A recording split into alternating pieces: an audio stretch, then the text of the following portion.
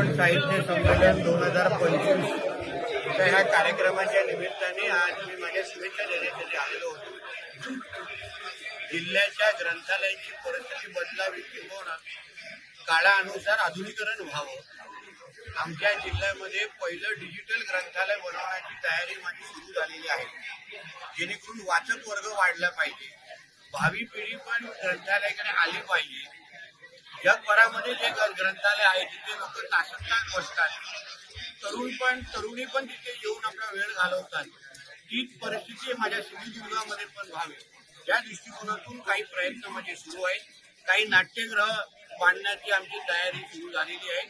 एकंदरीत आमच्या जिल्हा आणि कोकणाचे साहित्य संमेलन साहित्यिकांसाठी साहित्याचं जतन करण्यासाठी जे जे प्रयत्न सरकार म्हणून आम्ही करतोय एक मी माझ्या भाषणाच्या माध्यमातून सांगितलं।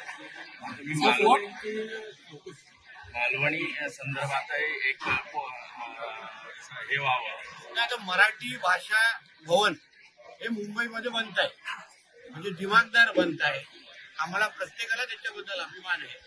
तसंच कोकणासाठी आमची मालवणी भाषा बोली भाषा म्हणून आम्हाला सगळ्यांना त्याच्याबद्दल सारखा अभिमान आहे। म्हणून आमच्या कोकणामध्ये कुठल्याही जिल्ह्यामध्ये रत्नागिरी, सिंधुदुर्ग, रायगड कुठेही मराठी मालवणी भाषा भवन म्हणून एक बनावं असे एक विचार मी इथे मांडलेला आहे। आता सगळ्या कोकणातल्या साहित्यिकांनी एकत्र येऊन अगर इच्छा व्यक्त केली तर सरकार म्हणून त्याची जबाबदारी घेण्यासाठी मी स्वतः तयार।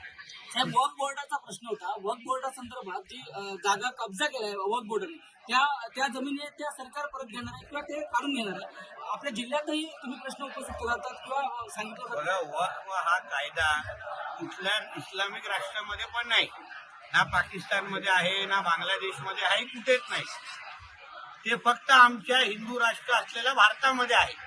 आणि आता देशाचे पंतप्रधान आदरणीय नरेंद्र मोदीजींचं सरकार जे काय वक्फ बिल जे आणतंय, जे अमेंडमेंट त्याच्यामध्ये सुचवत आहे, त्याच्यामुळे मोठ्या प्रमाणामध्ये हिंदू समाजाची जे काही जमिनी जे घेतलेल्या आहेत, भडकवलेल्या आहेत, कब्जा केलेल्या आहेत जबरदस्तीने, आणि त्यासाठी त्यांना न्याय मागण्याचा पण हिंदू समाजाला जेव्हा अधिकार नसतो, ते मिळत नाही, तो सगळा अधिकार त्या सगळ्या जमिनी आता हिंदू समाजाला परत देण्याचं काम हे आमचं नरेंद्र मोदीजींचं सरकार करत आहे।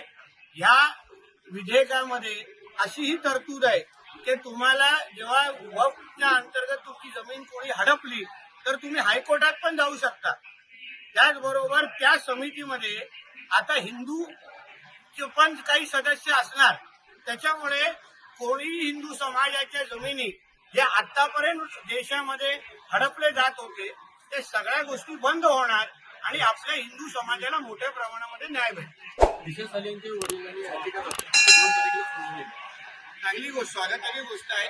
शेवटी हा न्यायालयीन विषय आहे। न्यायालयाने त्या वडिलांच्या पिटिशनला न्याय म्हणजे त्याची नोंद घेतलेली आहे, 2 तारीख त्या संदर्भात दिलेली आहे।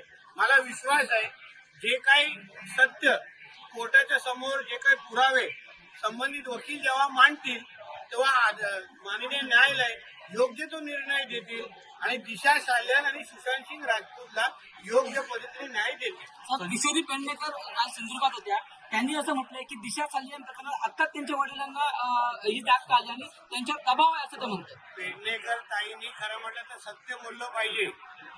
त्या दिशा सालियांच्या आई वडिलांच्या घरी जाऊन 3 तास नेमकं काय करत होत्या, काय किती दबाव तिने टाकले, किती धमक्या दिल्या, त्याच्या वडिलांनीच स्वतः सांगितलेलं आहे की आम्हाला ब्रेन वॉश केलं जात होतं। पेडणेकर ताईवर, किशोरी पेडणेकरांवर आम्ही आरोप केलेला नाहीये, दिशा साल्यांच्या वडिलांनी केलेले आहेत। म्हणून त्या संबंधित दिशा साल्यांच्या वडिलांनी योग्य ते त्याला उत्तर देतील। संजय आहे ना, जो स्वतः डोक्याने खाली असतो त्याला सगळेच मनोरुग्ण वाटतात। आता तुम्ही वेड्यांच्या हॉस्पिटलमध्ये गेलात तर प्रत्येक वेड्याला दुसऱ्या वेळेत दिसतात, तसं युबीटी हे मनोरुग्णच आहे। म्हणून त्याच्यामध्ये संजय राजाराव राऊतची चूक नाही, तो स्वतःच वेडा असल्यामुळे तिला सगळे वेळे दिसत आहे. संजय राऊत असं पण म्हणतात की मनोहर जोशी, नारायण राणे, उद्धव ठाकरे मुख्यमंत्री असताना दंगली घडल्या आहेत, तर दंगलीला खतपाणी घालणारे त्यांच्याच मंत्रिमंडळाचे मंत्री आहेत. हो, पण उद्धव ठाकरेला दंगली केव्हा कधी कशा घडवायच्या होत्या याच्या तारखानुसार मी सांगू शकतो. मातोश्रीमध्ये कधी कधी बैठक झालेली त्याचे काही माझ्याकडे लोक आहेत जे तेव्हा तिथे उपस्थित होते. कीर्तीकर साहेबांना बोलून उद्धव ठाकरेंनी कसं दंगलीची प्लॅनिंग केलेली तिथे जो आय विटनेस होता तो तुम्हाला सांगू शकतो. म्हणून तेव्हा संजय राजाराम राऊत शिवसेनेमध्ये नव्हता, लोकप्रभामध्ये होता. म्हणून उद्धव ठाकरेला जेवढा आम्ही ओळखतो ना तेव्हा तेवढा संजय राजाराम राऊत ओळखत नाही.